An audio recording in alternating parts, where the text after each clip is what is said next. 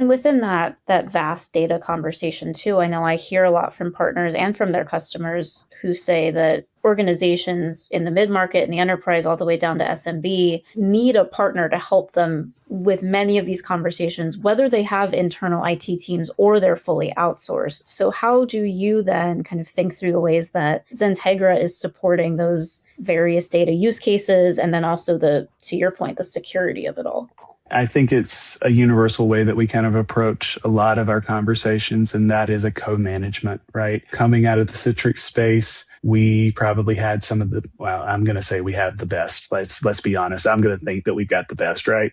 So we've got the best people in the industry when it comes to Citrix. And so for a company that may have a Citrix administrator, or maybe half of their time is devoted to Citrix, what we want to do is come alongside them and give them an escalation point and give them the ability to phone a friend. In the data space, we're trying to do the same sort of thing. We want to be able to help transform and connect data sources. We want to be able to help our customers to obtain the most value out of that data, because if you can monetize your data, that's a built-in revenue generating source. There may be insights, there may be data that's locked in unstructured formats. If you can access that, standardize it, and then be able to report or make decisions on it, it can guide you towards brand new opportunities.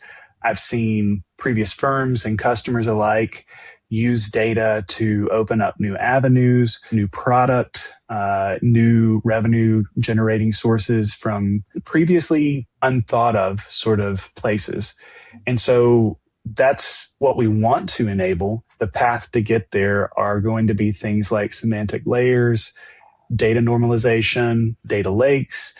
And so the data science part of this also comes into play. So we work in some of that with some of our partners to try and help people draw insights out of it. I think that is a place where we're going to see huge disruption over the next probably 5 years because of the AI innovation that will come into that space.